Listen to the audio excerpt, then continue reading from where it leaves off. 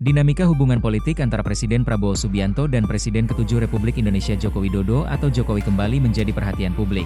Di tengah aktivitas safari politik yang dilakukan Jokowi ke sejumlah daerah untuk memperkenalkan Partai Solidaritas Indonesia, PSI, muncul berbagai spekulasi mengenai arah hubungan politik kedua tokoh nasional tersebut. Sorotan itu semakin menguat setelah pengamat politik Ray Rangkuti menilai terdapat sejumlah indikator yang memperlihatkan hubungan politik Jokowi dan Prabowo mulai mengalami perenggangan. Meski demikian, Ray menegaskan kondisi tersebut belum dapat disimpulkan sebagai perpecahan total. Menurutnya, berbagai perkembangan politik belakangan ini menunjukkan adanya perubahan pola hubungan yang semakin terlihat dibandingkan beberapa waktu sebelumnya. Namun ia menilai keduanya masih memiliki keterkaitan politik yang membuat hubungan tersebut belum benar-benar terputus. Sementara itu, di tengah berkembangnya berbagai penilaian tersebut, Jokowi tetap menjalankan agenda politiknya dengan mengunjungi sejumlah daerah. Setelah sebelumnya melakukan safari politik ke Provinsi Lampung, kali ini Jokowi melanjutkan kegiatan serupa ke Provinsi Nusa Tenggara Timur, NTT. Bahkan pada Sabtu, 1 Agustus 2026, Jokowi menerima gelar kehormatan sesepuh raja. Raja Timor dalam sebuah karnaval budaya yang digelar di Kelurahan Lailai Besikopan, LLBK, Kota Kupang, Nusa Tenggara Timur. Acara tersebut dihadiri ribuan masyarakat. Agenda tersebut kemudian memunculkan pertanyaan mengenai apakah aktivitas politik Jokowi berkaitan dengan dinamika hubungan politiknya bersama Presiden Prabowo Subianto. Mengingat keduanya selama ini dikenal memiliki hubungan politik yang erat sejak Pilpres 2024. Pengamat politik Ray Rangkuti mengatakan berbagai perkembangan yang terjadi belakangan ini memperlihatkan adanya tanda-tanda hubungan politik Jokowi dan Prabowo mulai mengalami perubahan. Menurut Ray, terdapat beberapa indikator yang menjadi dasar penilaiannya mengenai hubungan politik kedua tokoh tersebut. Indikasi pertama yang disoroti Ray adalah perubahan posisi duduk Wakil Presiden Gibran Rakabuming Raka saat sidang Kabinet Paripurna di Istana Negara pada 20 Juli 2026. Dalam sidang tersebut, posisi kursi Gibran tidak lagi berada berdampingan dengan Presiden Prabowo sebagaimana sidang-sidang sebelumnya.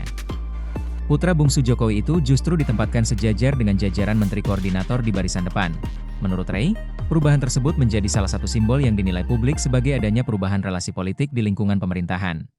Ray juga menyoroti masuknya sejumlah tokoh yang selama ini dikenal sebagai pengkritik pemerintahan Jokowi ke dalam pemerintahan Presiden Prabowo.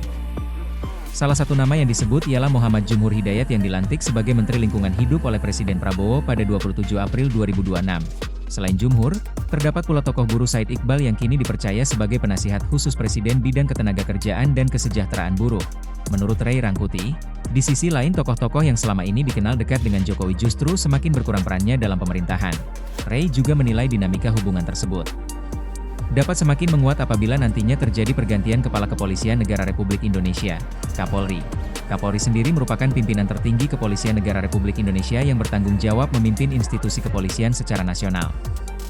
Saat ini jabatan Kapolri masih dipegang Jenderal Polisi Listio Sigit Prabowo yang dilantik Presiden Jokowi pada 27 Januari 2021. Ray menilai apabila terjadi pergantian Kapolri sebelum 2027, dinamika hubungan politik kedua tokoh berpotensi semakin menarik untuk dicermati. Namun demikian, ia tetap menilai hubungan keduanya belum benar-benar berakhir. Indikasi berikutnya yang disebut Ray berkaitan dengan sikap Presiden Prabowo terhadap polemik tuduhan ijazah palsu yang beberapa waktu terakhir ramai diperbincangkan dan menyeret nama Jokowi. Menurut Ray Rangkuti, Prabowo terlihat tidak banyak memberikan tanggapan mengenai isu tersebut. Ray memandang sikap tersebut menjadi salah satu dinamika yang ikut memengaruhi persepsi publik mengenai hubungan politik antara kedua tokoh. Ray juga menyoroti semakin jarangnya Jokowi dan Prabowo terlihat bersama dalam sejumlah agenda kenegaraan. Menurutnya, dalam beberapa kegiatan resmi negara, kehadiran Jokowi sudah tidak lagi terlihat sebagaimana sebelumnya.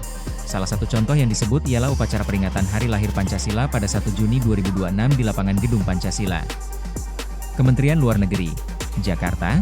Pada kegiatan tersebut, Jokowi tidak hadir. Ketidakhadirannya disebut karena hingga pelaksanaan upacara tidak menerima undangan resmi. Selain itu, Ray juga menyinggung informasi yang beredar mengenai tawaran jabatan anggota Dewan Pertimbangan Presiden, One Team Press, kepada Jokowi. One Team Press atau Dewan Pertimbangan Presiden merupakan lembaga yang bertugas memberikan nasihat dan pertimbangan kepada Presiden dalam menjalankan pemerintahan. Menurut Ray, Jokowi dikabarkan memilih tetap berada di Solo dibanding menerima jabatan tersebut.